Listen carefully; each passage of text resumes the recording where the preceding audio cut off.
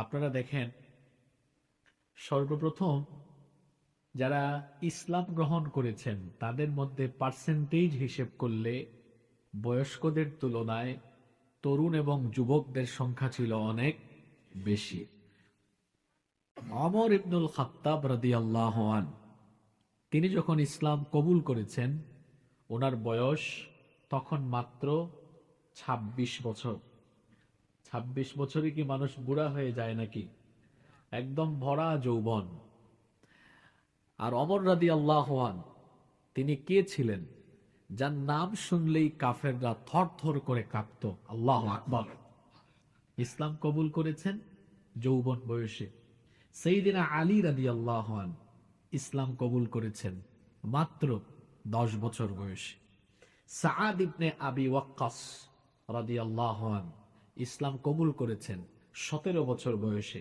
আব্দুর রহমান বিন আউফ রাদিয়াল্লাহু আনহু ইসলাম গ্রহণ করেছেন 20 বছর বয়সে।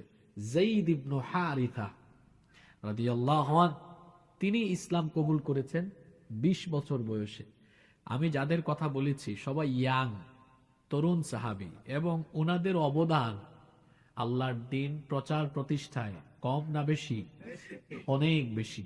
তারা সকলে ইসলাম গ্রহণ করেছেন একদম যৌবন বয়সে। আমি খুব খুশি হয়েছি এই ছিগামহলে আপনারা তরুণ যুবকরা আপনারা যেভাবে কোরআনকে ভালোবাসেন, কোরআনের প্রতি আপনাদের যে এই অসম্ভব আকর্ষণ, এটা প্রমাণ করে এই এলাকার যুব সমাজ সচেতন, তারা কোরআন প্রিয়, দ্বীন প্রিয়। সুতরাং কোনো একটি এলাকায় যখন দ্বীন প্রিয়, কোরআন প্রিয়, ইসলাম প্রিয় যুব সমাজ থাকে, ওই এলাকায় তখন অনইসলামিক কাজ আর চলতে পারে না।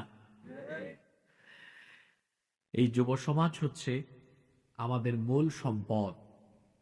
মেরুদণ্ড ছাড়া মানুষ যেমন সোজা হয়ে দাঁড়াতে পারে না, ঠিক তেমনি যুব সমাজ, যদি কোনো জাতির যুব সমাজ তারা যদি সচেতন না হয়, ওই সমাজও কখনো মাথা উঁচু করে দাঁড়াতে পারে না।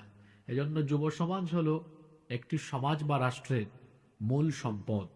আবার যৌবনকাল, এটি হচ্ছে মানুষের জীবনের সবচাইতে সেরা এবং শ্রেষ্ঠ একটি সময়।